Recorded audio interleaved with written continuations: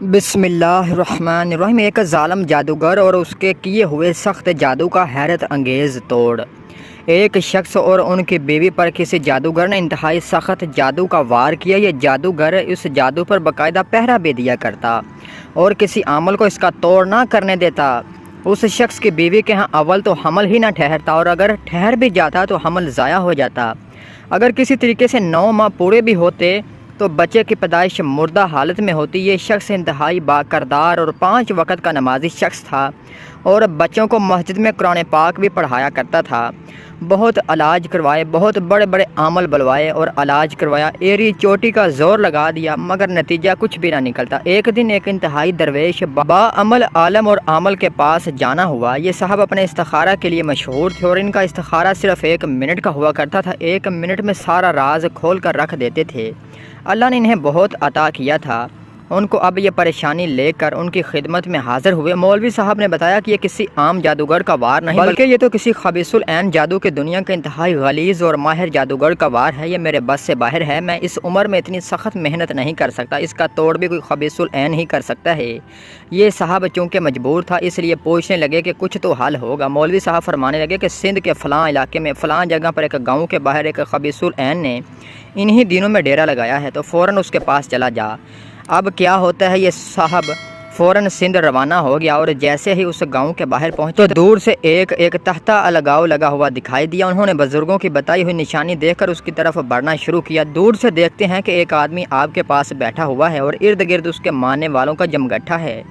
ابھی 1 ایکڑ دور ہی تھا کہ وہ شخص اچھل کر کھڑا ہو گیا اور زور زور سے چلانے لگا کہ وہ دیکھو آ گیا جادو کا ڈسا، وہ آ گیا قرآن پڑھانے والا۔ یہ اس کے پاس پہنچا، اپنا مقصد بتایا۔ اب خبیث العین خوشی سے پاگلوں کی طرح ناچنے لگا۔ اب بولا جاؤ فلاں کے پاس یہ گرہ جو میں نے لگائی ہے کھلواؤ اپنے مولویوں سے۔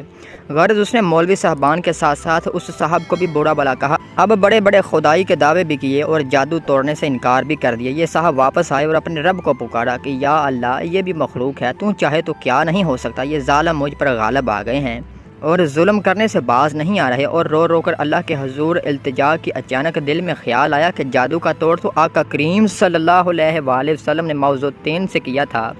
جادو بھی انتہائی سخت بلکہ آخری درجے کا تھا۔ جب آقا کریم صلی اللہ علیہ وآلہ وسلم نے موضوعین سے یہ جادو توڑا تو میں بھی موضوعین پڑھتا ہوں۔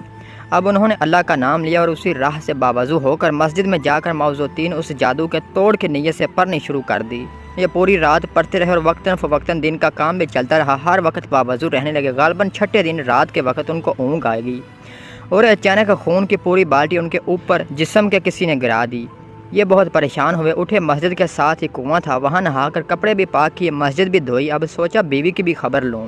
گھر پہنچے تو وہاں بھی یہی حال تھا اور بیوی انتہائی پریشان تھی۔ بیوی کو دلاسا دیا، فرمانے لگے کہ بھلی مانس صاحب کچھ ہلچل ہو گئی ہے، انشاءاللہ کام بن جائے گا۔ ایک نئے ولولے سے اسی راستے پر دوبارہ مسجد میں عمل شروع کر دیا۔ نامے دن پھر وہی ہوا، اونگ آئی اور دونوں میاں بیوی پر خون کی بالٹیاں گرا دی۔ انہوں نے ہمت نہ ہاری اور پڑھنا شروع جاری رکھا۔ 13ویں دن صبح کے وقت وہی سندھ والا خبیث العین مسجد میں داخل ہوا اور آتے ہی پیروں میں گر کر معافی مانگنے لگا۔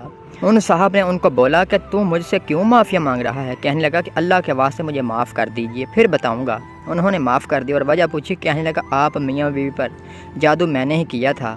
جب آپ مسجد میں عمل کرنے بیٹھے تو میں بھی آپ کے مقابلے میں بیٹھ گیا اور میرا کیا ہوا جادو مجھ پر ہی الٹا چلنے لگا۔ اب میرے موکل میرے دشمن ہو گئے ہیں۔ یہ صاحب فرمانے لگے کہ اگر یہ بات تو نے مجھے پہلے بتائی ہوتی تو تجھے میں کبھی بھی معاف نہ کرتا۔ بہرحال یہ جادوگر معافی مانگ کر اپنی جان بچا کر واپس لوٹ گیا، کیونکہ اگر وہ معافی نہ مانگتا تو جان سے ہاتھ دھو بیٹھتا۔ انہوں نے اللہ کا شکر ادا کیا مگر جادوگر کے صلح کا اعتبار بھی نہ کیا اور 41 دن مسلسل عمل کرتے رہے۔ اس کے بعد اللہ نے ان کو نرینہ اولاد سے نوازا، 2 سے زائد بیٹے عطا فرمائے۔ اب بندش ہمیشہ کے لیے ٹوٹ گئی۔ جادو کا حتمی علاج قرآن پاک کی آخری 2 صورتیں جنہیں موضوعین کہا جاتا ہے، سحر کے علاج میں مغز کی حیثیت رکھتی ہیں، یعنی سورہ فلق، سورہ ناس۔ انہیں 11 مرتبہ صبح شام پڑھنا چاہیے اور بچوں پر پڑھ کر دم کرنا چاہیے۔ یہ بے نظیر و بے مثال عمل ہے۔ انہیں آیات کے پڑھنے سے پیارے حضور اکرم صلی اللہ علیہ وآلہ وسلم کو جادو سے شفا ملی تھی۔ اس طرح کے مزید انفارمیٹیو ویڈیوز کے لیے ہمارے چینل کو سبسکرائب کر لیں اور بیل آئیکن کو بھی پریس کر دیں۔